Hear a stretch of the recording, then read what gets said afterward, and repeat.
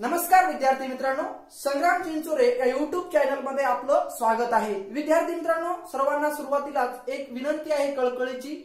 जर चॅनल मध्ये आपण नवीन असाल किंवा अवतीभोवती स्पर्धा परीक्षेची तयारी करत असाल कोणी, तर त्यांना हा व्हिडिओ शेअर करा व चॅनलला सबस्क्राइब करून बाजूच्या बेल आयकॉन घंटीला क्लिक करा। तर विद्यार्थी मित्रांनो, सध्या लॉकडाऊनच्या काळामध्ये बऱ्याच काही जीआर वगैरे शासनाचा निघत आहे।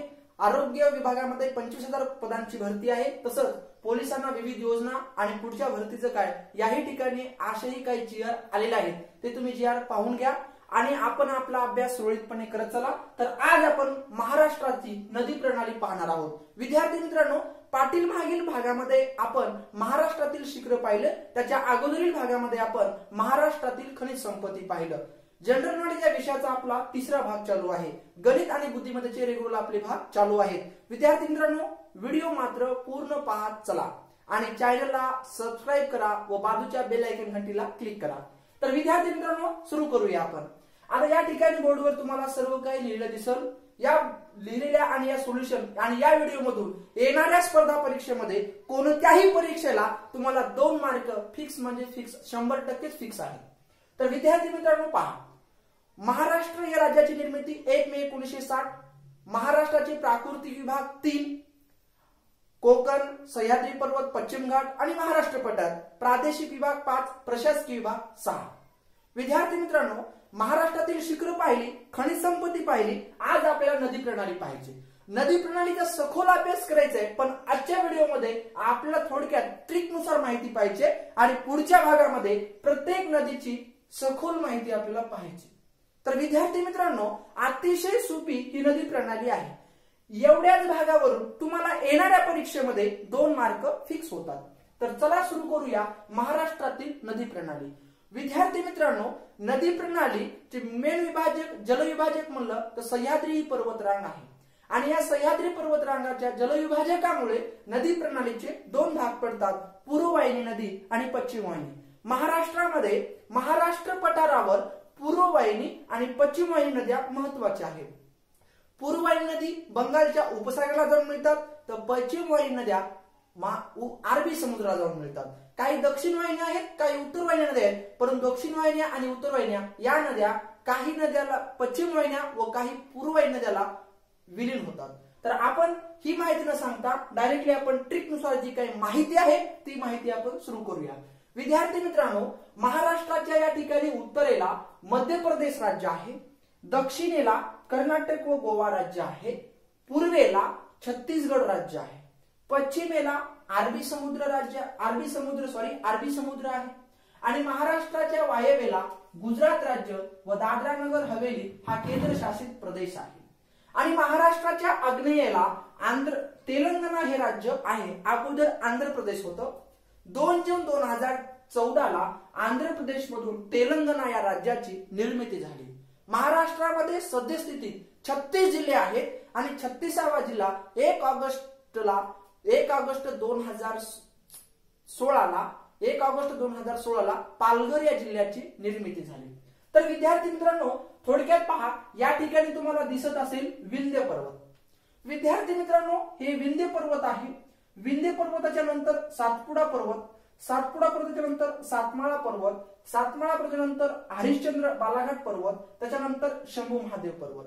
विद्यार्थी मित्रांनो, महाराष्ट्राचा नकाशा जर तुम्ही डोळ्यासमोर एक दृश्य स्वरूपामध्ये जर ठेवला तर तुम्हाला उत्तरेकडून दक्षिणेकडे असा क्रमही विचारतात। पाठीमागल्या बऱ्याच PSI ST असिस्टंट या ठिकाणी पूर्व परीक्षेमध्ये तुम्हाला उत्तरेकडून दक्षिणेकडे किंवा दक्षिणेकडून उत्तरेकडे या पर्वतांचा क्रम हा प्रश्न विचारतात।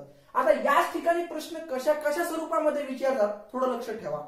विद्यार्थी मित्रांनो, हा व्हिडिओ अतिशय महत्वाचा असून या व्हिडिओमध्ये सर्व माहिती मी माझ्या पद्धतीनुसार एकदम हळूवार स्टेपने सांगणार आहे, तरीही व्हिडिओ पूर्ण पाहत चला। विद्यार्थी मित्रांनो बघा, उत्तरेला मध्य प्रदेश राज्य सांगितलं, दक्षिणेला कर्नाटक व गोवा राज्य सांगितलं आणि महाराष्ट्राचा नकाशा जर तुम्ही डोळ्यासमोर जर ठेवला तर उत्तरेला विंध्य पर्वत आहे, पण विंध्य पर्वताचं जे काही स्थान आहे ते महाराष्ट्र राज्यात नसून ते मध्य प्रदेश राज्यामध्ये आहे। मध्य प्रदेश राज्याची राजधानी भोपाळ आहे आणि मध्य प्रदेशची राजभाषा जी आहे ती तुम्ही कमेंट बॉक्स मध्ये लिहा। विद्यार्थी मित्रांनो, विंध्य पर्वताच्या दक्षिणेला, लक्षात ठेवा, विंध्य पर्वताच्या दक्षिणेला मध्य प्रदेश राज्यात अमरकंटक येथे एका नर्मदा नदीचा उगम होतो आणि ती नर्मदा नदी वाहत येऊन महाराष्ट्रामध्ये नंदुरबार जिल्ह्यामध्ये 54 किलोमीटर फक्त वाहते आणि तीच नदी गुजरात राज्यात जाते व खंबाच्या आखातात भडोद शहराजवळ अरबी समुद्रात विलीन होते। नर्मदा नदी आणि विंध्य पर्वताची ही माहिती संपली। एकदा पुन्हा सांगतो, विंध्य पर्वताचे स्थान मध्य प्रदेश राज्यात आहे। विंध्य पर्वताच्या दक्षिणेला मध्य प्रदेश राज्यात अमरकंटक येथे नर्मदा नदीचा उगम होतो। नर्मदा नदीची भारतातील एकूण लांबी 1290 किलोमीटर आहे। नर्मदा नदी ही 3 राज्यातून प्रवेश करते। मध्य प्रदेश 1, महाराष्ट्र 2, गुजरात 3। मध्य प्रदेश मधून वाहते महाराष्ट्रात त्याची लांबी आहे 54 किलोमीटर, नंतर जाते गुजरात राज्यात आणि गुजरात मध्ये भडोद शहराजवळ खंबाच्या आखातात अरबी समुद्रामध्ये ती विलीन होते। आलं लक्षामध्ये? मी दोन वेळेस नर्मदा नदीची माहिती सांगितली। नर्मदा नदी ही नदी कोणती वाहिनी आहे, पूर्व वाहिनी का पश्चिम, ते आपण पाहूया। विद्यार्थी मित्रांनो पहा, या ठिकाणी पूर्व वाहिनी आणि या ठिकाणी पश्चिम असं मी लिहिलंय। ज्यावेळेस नदी ज्या ठिकाणीकडे वाहते, जर पश्चिमेला वाहत असेल तर पश्चिम वाहिनी आणि जर पूर्वेला वाहत असेल तर पूर्व वाहिनी। मग नदीचा या ठिकाणी रोख बघा, पश्चिमेला आहे, म्हणजे ती पश्चिम वाहिनी आहे। मग नर्मदा ही नदी कोणती वाहिनी आहे, पश्चिम वाहिनी। नर्मदा नदी ही पश्चिम वाहिनी आहे आणि नर्मदा नदी गुजरात राज्यात भडोद शहराजवळ खंबाच्या आखातात अरबी समुद्रात विलीन होते। मग भारतातील सर्वाधिक दुसऱ्या क्रमांकाची पश्चिम वाहिनी नदी म्हणून नर्मदा नदी आहे।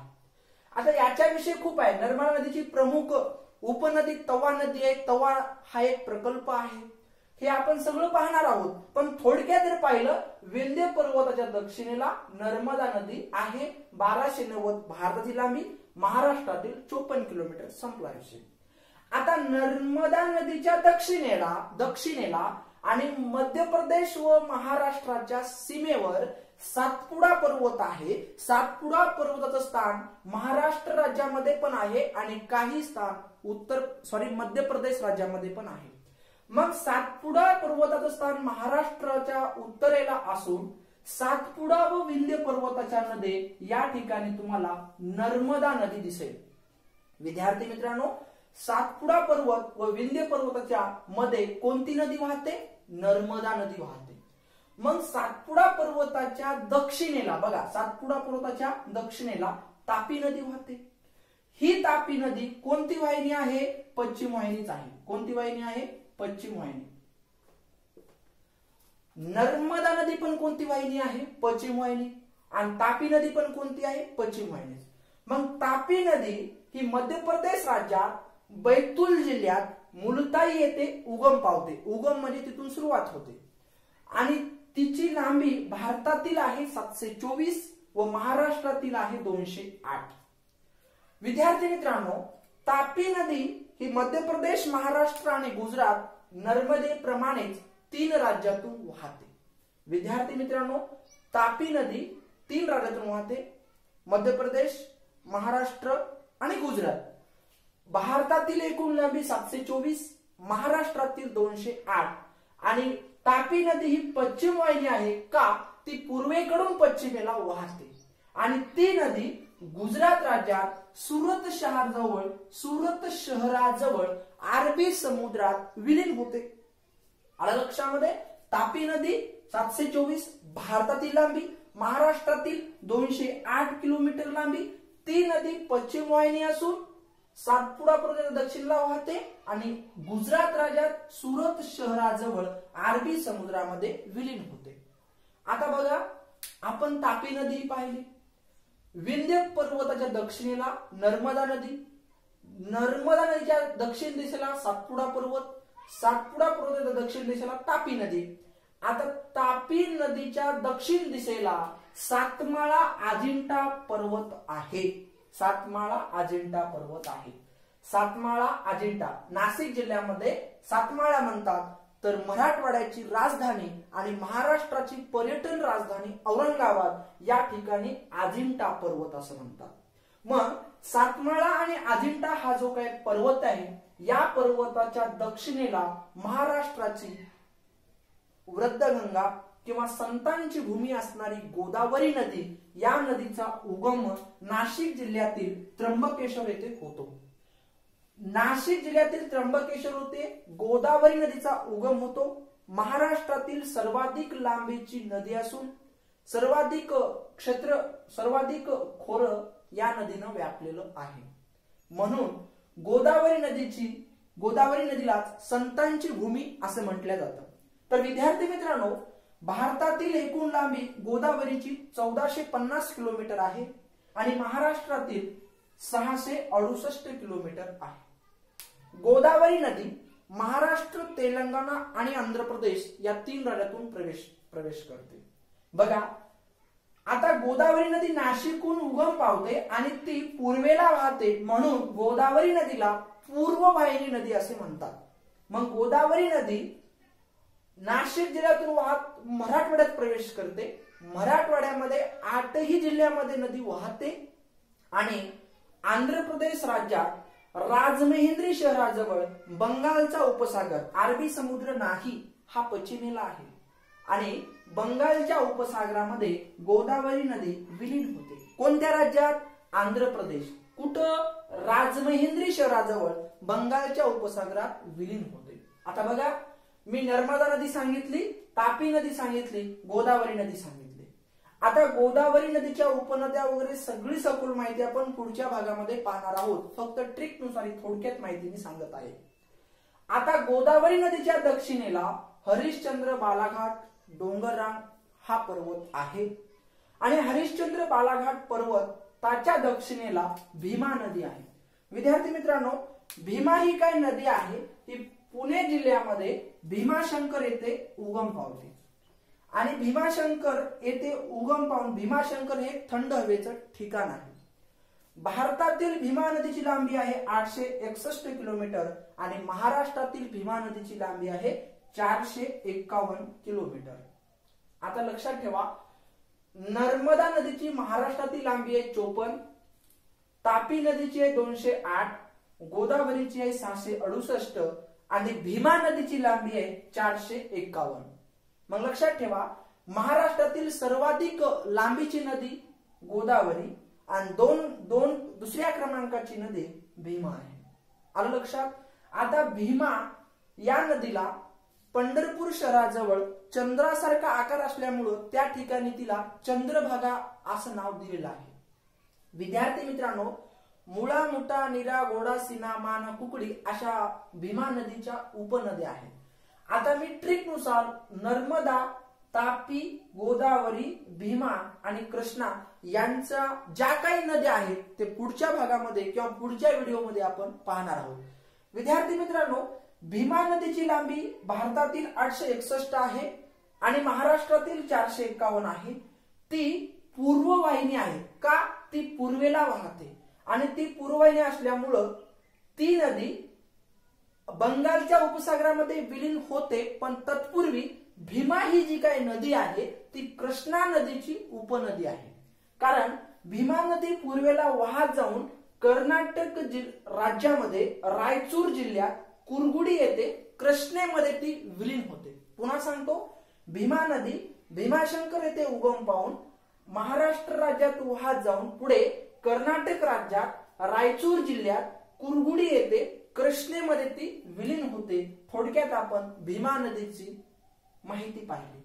आता भीमा नदीच्या दक्षिणेला शंभू महादेव डोंगररांग आहे. विद्यार्थी मित्रांनो, परीक्षेमध्ये प्रश्न विचारला होता की महाराष्ट्राच्या दक्षिणेला कोणती पर्वतरांग आहे, तर महाराष्ट्राच्या दक्षिणेला शंभू महादेव ही पर्वतरांग आहे. मग भीमा नदीच्या दक्षिणेला शंभू महादेव ही पर्वतरांग आहे आणि शंभू महादेवाच्या दक्षिणेला आणि महाराष्ट्राच्या सर्वात दक्षिणेकडे कृष्णा ही नदी आहे. कृष्णा नदीचा उगम महाबळेश्वर जिल्हा सातारा या ठिकाणी होतो। विद्यार्थी मित्रांनो, महाराष्ट्रातील थंड हवेचं ठिकाण हे आपल्याला पाहायचे। म्हैसमाळ हे थंड हवेचं ठिकाण औरंगाबाद जिल्ह्यात, महाबळेश्वर हे थंड हवेचं ठिकाण सातारा जिल्ह्यात, भीमाशंकर हे थंड हवेचं ठिकाण पुणे जिल्ह्यात, लोणावळा खंडाळा हे थंड हवेचं ठिकाण पुणे जिल्ह्यात, पाल हे थंड हवेचं ठिकाण जळगावला, चिखलदरा अमरावतीला, हे सगळी थंड हवेची ठिकाणं आपल्या ट्रिप नुसार पाहायचे। बघा, महाबळेश्वर सातारा या ठिकाणी कृष्णा नदीचा उगम होतो व आंध्र प्रदेश राज्यात बंगालच्या उपसागरामध्ये कृष्णा नदी विलीन होते। या ठिकाणी मी जे काय तेलंगणा लिहिले ते महाराष्ट्राच्या आग्नेयेला असलेलं राज्य आहे ते लिहिलेलं आहे। लक्षात ठेवा, आंध्र प्रदेश बंगालच्या उपसागरात विलीन होते कोणती नदी? कृष्णा। आणि कृष्णेची मुख्य भीमा ही उपनदी आहे। विद्यार्थी मित्रांनो, भीमा ही नदी कुरगोडी कृष्णेत रायचूर जिल्ह्यात कर्नाटक येथे विलीन होते। नंतर कृष्णा नदी आणि भीमा नदी एकत्र वाहत जात असताना आंध्र प्रदेश राज्यात बंगालच्या उपसागरामध्ये विलीन होते। बघा, कृष्णा नदीची भारतातील लांबी आहे एकूण 1400 किलोमीटर, 1400 किलोमीटर, आणि महाराष्ट्रातील लांबी आहे 282 किलोमीटर। आणि या ज्या काही नद्या आहेत या नद्या आपण महाराष्ट्र पठार, यालाच दख्खनचं पठार असं म्हणतात, या पठारावरील आपण या नद्या पाहिला। विद्यार्थी मित्रांनो, थोडक्यात मी या पूर्ण नद्याचं वाचन केलेलं आहे। एकदा स्पीड मध्ये आपण वाचन करूया। विंध्य पर्वत, सातपुडा पर्वत, गोदावरी हरिश्चंद्र बालाघाट पर्वत आणि शंभू महादेव पर्वत। बघा, 1 2 3 4 आणि 5 हे 5 जे पर्वत आहेत किंवा या 5 डोंगर रांगा आहेत, या 5 डोंगर रांगामुळे महाराष्ट्र पठारावरील ज्या काही नद्या आहेत त्या नद्यांची खोरी एकमेकांकडून वेगळी झालेली आहे। मी जे वाक्य बोलतो त्या वाक्यावर फार लक्ष ठेवा।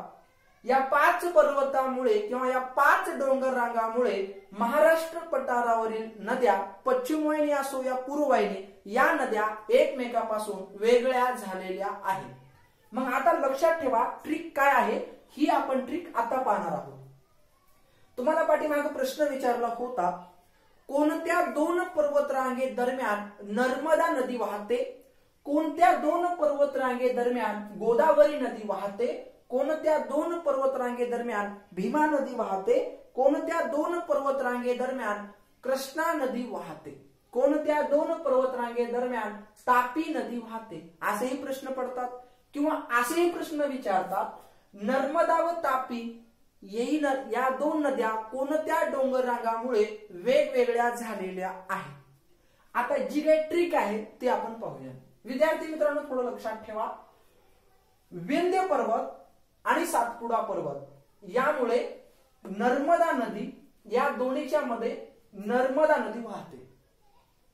सातपुडा पर्वत व सातमाळा अजिंठा पर्वत या दोन्हीच्या मध्ये तापी नदी वाहते। सातमाळा पर्वत आणि हरिश्चंद्र बालाघाट पर्वत या दोन्हीच्या मध्ये गोदावरी नदी वाहते। हरिश्चंद्र बालाघाट पर्वत आणि शंभू महादेव पर्वत या दोन्हीच्या मध्ये भीमा नदी वाहते आणि शंभू महादेवाच्या दक्षिणेकडे कृष्णा नदी वाहते। आता लक्षात ठेवा, या नद्या वाहतात पण कशा? काही नद्या पूर्व वाहिनी आहेत आणि काही नद्या पश्चिम वाहिनी आहेत। मग पश्चिम वाहिनी महाराष्ट्रातल्या मुख्य नद्या 2 आहेत, नर्मदा आणि तापी। नर्मदेची लांबी महाराष्ट्रातील 54 किलोमीटर आणि तापीची लांबी 208 किलोमीटर। आणि विद्यार्थी मित्रांनो, कोकण हा एक प्रादेशिक विभाग जर घेतला तर कोकणामध्ये 7 जिल्हे आहेत आणि कोकणातील सर्व नद्या या पश्चिम वाहिनी नद्या आहेत। कोकणातील या नद्या सह्याद्री पर्वतामध्ये उगम पावतात आणि अरबी समुद्रामध्ये विलीन होतात। गंगा राणा साई उल्हास पाताळ आंबे तुझी कुंडली, सावित्रीचा भार जोग, वैशिष्ट्ये शास्त्राचे तेरे खोल। आणि तिकडे दमनगंगा, उत्तरेला दमनगंगेपासून दक्षिणेला तेरेखोल नदीपर्यंत हा कोकणाचा विस्तार आहे। आणि कोकणातील नद्या त्यांची ट्रिक मी सांगितलेली आहे, ती आपण पुढच्या भागामध्ये पाहणार आहोत। त्यामुळे व्हिडिओ पूर्ण जर पाहिला तर तुमचे मार्क फिक्स होतात। म्हणजे आता थोडक्यात रिव्हिजन करूया। पहा, रिव्हिजन काय आहे। विंध्य पर्वत आणि सातपुडा पर्वत यामध्ये नर्मदा नदी वाहते। प्रश्न असा आहे, आता सातपुडा पर्वत व सातमाळा अजिंठा पर्वत यामध्ये तापी नदी वाहते. प्रश्न तुम्हाला विचारतात, नर्मदा नदी आणि तापी नदी कोणत्या पर्वतामुळे वेगवेगळी झालेली आहे? तर कोणत्या हो? सातपुडा पर्वतामुळे. तापी नदी व गोदावरी नदी कोणत्या पर्वतामुळे वेगवेगळी झालेली आहे? तर तापी नदी व गोदावरी नदी ही सातमाळा अजिंठा पर्वत या डोंगर रांगामुळे वेगळी झालेली आहे. गोदावरी नदी आणि भीमा नदी ही कोणत्या पर्वतामुळे वेगळी झालेली आहे? तर हरिश्चंद्र बालाघाट या पर्वतामुळे वेगळी झालेली आहे. भीमा नदी व कृष्णा नदी महाराष्ट्र राज्यामध्ये कोणत्या पर्वतामुळे वेगळी झालेली आहे? तर भीमा व कृष्णा नदी महाराष्ट्र राज्यामध्ये शंभू महादेव या डोंगर रांगामुळे वेगळी झालेली आहे. बघा, जेवढी माहिती आहे तेवढी माहिती मी या भागामध्ये सांगितलेली आहे. पुन्हा थोडक्यात एका मिनिटात रिव्हिजन करूया. नर्मदेची लांबी एकूण 1290, महाराष्ट्रामध्ये 54. तापी नदीची एकूण 724, महाराष्ट्रामध्ये 208. गोदावरीची एकूण लांबी 1450, महाराष्ट्रामध्ये 668 किलोमीटर. भीमा नदीची एकूण 861 किलोमीटर, महाराष्ट्रामध्ये 451 किलोमीटर. कृष्णेची एकूण 1400 किलोमीटर आणि महाराष्ट्रामध्ये 282 किलोमीटर. विद्यार्थी मित्रांनो, 1290 54, 1450 668, 724 208, 861 451, 1400 आणि 282. अतिशय सोपा टॉपिक या ठिकाणी पाहिला. आता नद्याचा जर आपण थोडक्यात विचार केला तर नदी प्रणाली जी आहे ती प्रत्येक पुस्तकावर दिली आहे, पण ट्रिक नुसार नाही. आणि आपण थोडक्यात ट्रिक नुसार या ठिकाणी पाहिलं. पुढच्या भागामध्ये आपल्याला नदीवर सखोल अशी माहिती आपल्याला पाहिजे. विद्यार्थी मित्रांनो, मी एकदा हे पुन्हा सांगतो, ऐका. नदीविषयी मी थोडक्यात माहिती या भागाकडे लिहिलेली होती. तर विद्यार्थी मित्रांनो, काळजीपूर्वक ऐका. मध्य प्रदेश राज्यामध्ये विंध्य पर्वताचं स्थान आहे आणि कर्नाटक व गोवा हे दक्षिणला जे काही राज्य आहेत यांच्या साईडला कृष्णा नदी आहे. मग विंध्य पर्वत आणि सातपुडा पर्वतांच्या मध्ये नर्मदा नदी, सातपुडा पर्वत व सातमाळा अजिंठा पर्वताच्या मध्ये तापी नदी, सातमाळा आणि हरिश्चंद्र बालाघाटामध्ये गोदावरी नदी, हरिश्चंद्र बालाघाट आणि शंभू महादेव मध्ये भीमा नदी आणि शंभू महादेवाच्या दक्षिणेला कृष्णा नदी. विद्यार्थी मित्रांनो पहा, आपण नर्मदेची लांबी पाहिली होती 54 फक्त महाराष्ट्रातील, तापीची पाहिली होती 208 किलोमीटर, गोदावरीची पाहिली 668 किलोमीटर, भीमाची पाहिली 451 आणि कृष्णाची पाहिली होती आपण 282 किलोमीटर.